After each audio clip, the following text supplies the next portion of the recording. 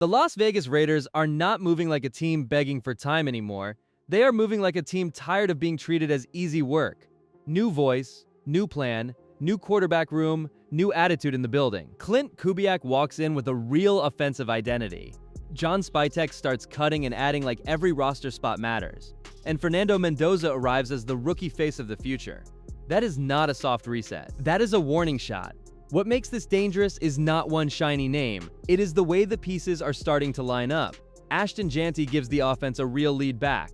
Mike Washington Jr. adds speed behind him. Brock Bowers is still the matchup problem nobody wants to deal with. Kirk Cousins gives the quarterback room a veteran voice while Fernando Mendoza learns how to own the job the right way. And suddenly the Raiders do not feel random anymore. They feel planned. That is the part nobody wants to admit too early. Then the defense starts whispering the same thing. Trayden Stukes, Dalton Johnson, Jermod McCoy, Hezekiah Masses, and Kieran Crawford are not just names thrown onto a depth chart. They are young pieces built to change the speed of this roster. The AFC West still has Patrick Mahomes, Justin Herbert, and Bo Nix.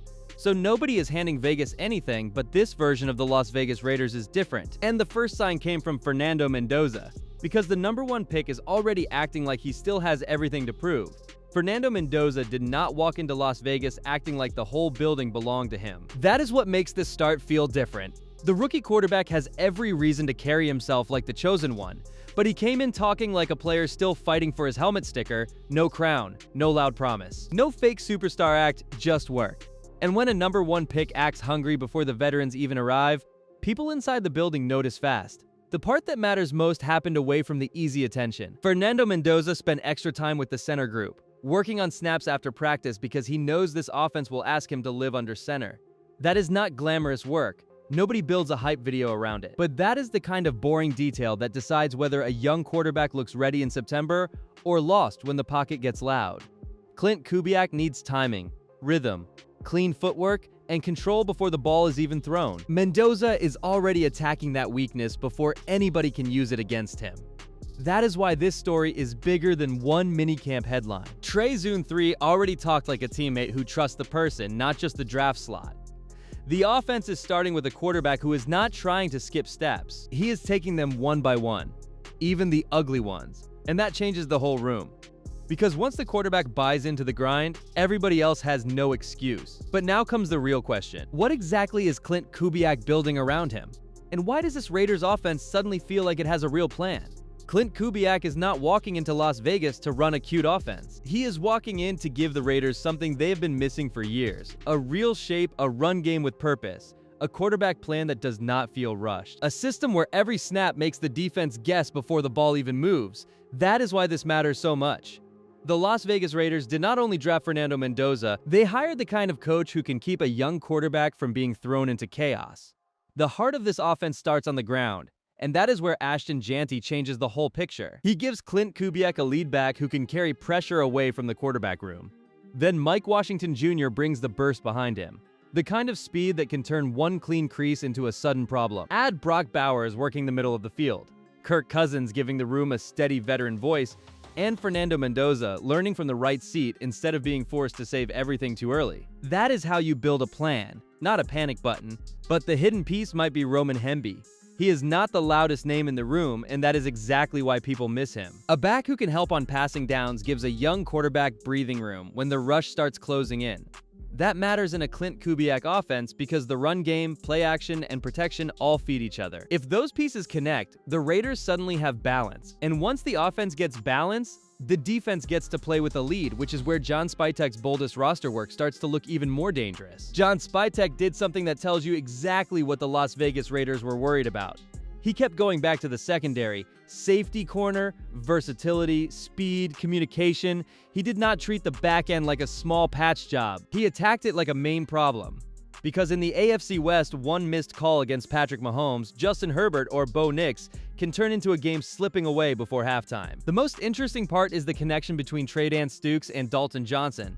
These two are not strangers trying to learn each other from zero. They already played together at Arizona, already understand how each other moves, already know how to pass off routes and clean up space without panic. That matters for a defense trying to grow fast. Trayden Stukes brings range and flexibility. Dalton Johnson brings physical football and trust. Put that beside Jeremy Chin and Isaiah Polamau, and suddenly the Raiders have different answers for different offenses. Then comes the part that makes the whole plan feel bigger. Jermod McCoy gives Las Vegas a young corner with real upside once his body is ready, and Hezekiah Masses brings the kind of size and edge this corner room needed. This is not a random pile of defensive backs. This is John Spytek, trying to build a group that can survive speed, size, motion, and pressure. But the secondary was only half of the message. Because when the Raiders made a surprising move with Charles Snowden, it showed the pass rush plan was changing too. The Las Vegas Raiders made one move that felt small on the surface, but it said a lot about the new building. Charles Snowden was waived during minicamp, and that is not the kind of name you ignore. He had real snaps. He had real value. He had already been part of this defense. So when John Spytek moved on, it did not feel random. It felt like a message. The Raiders are not protecting familiar names anymore. They are protecting the future of the roster. That future points straight toward Kieran Crawford. He is not walking into an empty room, and that is what makes his path so interesting. Max Crosby is still the force every offense has to find before the snap. Kwity Paye brings another powerful body to the rush plan. Malcolm Kuntz gives the edge group more experience. But Kieran Crawford is the young piece with room to climb fast. A third-round rookie does not need to be the star on day one. He needs a role, a clear job, and a chance to turn speed into pressure before tackles adjust. That is the real twist. The Raiders did not need to disrespect Charles Snowden to believe in something bigger. He can still help another team, but Las Vegas is choosing ceiling, fresh legs, and a defense that can keep changing looks. That matters when the division has quarterbacks who punish slow fronts. The edge room now feels sharper, younger, and more open for competition.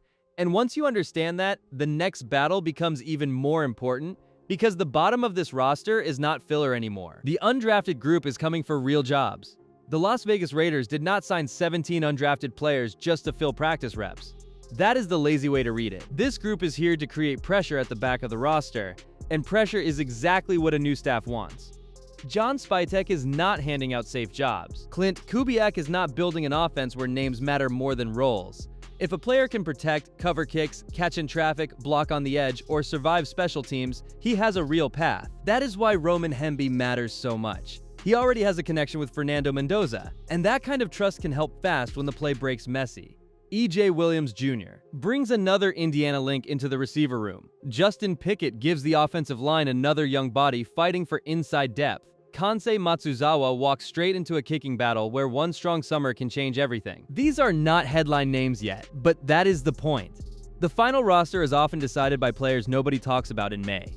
Then Joe DeCamlis makes the whole thing even tougher. Special teams will not be a soft landing spot in Las Vegas. It will be a test. Every coverage rep, every return lane, every field goal snap becomes part of the decision. That means an undrafted player does not need fame to stay. He needs a job he can own. And if 2 or 3 of these names force their way onto the team, the Raiders get deeper, faster, and harder to predict. That matters because the AFC West is waiting, and nobody in that division gives extra time to a team still finding itself. The Las Vegas Raiders are walking into the toughest neighborhood in football, and that is what makes this whole story feel dangerous. This division does not care about hype. Patrick Mahomes is still the standard in Kansas City. Justin Herbert still has the arm to punish any mistake. Bo Nix has already grown past the stage where defenses can treat him like a new face. So if the Raiders want respect, they cannot talk their way into it. They have to take snaps from these teams and make everyone feel heavier. That is where this roster starts to feel different. Against Patrick Mahomes, you need bodies who can think fast after the snap, and Trey Stukes plus Dalton Johnson give Las Vegas more flexible pieces in space. Against Justin Herbert, you need corners who do not panic when the ball goes outside.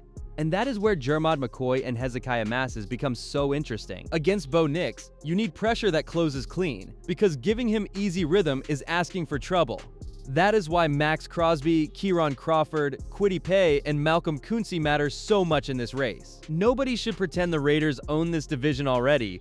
That would be fake. The Chiefs, Chargers, and Broncos still have real firepower, but the gap does not feel as empty as it once did. Fernando Mendoza gives Vegas hope at quarterback.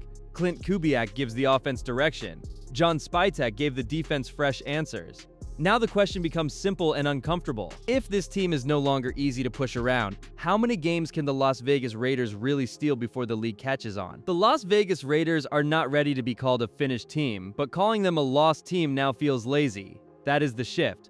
They still have pressure on the quarterback room. They still have young players who need real snaps before anyone knows the full answer. But the old version of this team felt stuck. This version feels alive. John Spytek did not build a perfect roster overnight. He built a roster with direction, and direction is the first thing a broken team needs before wins start showing up.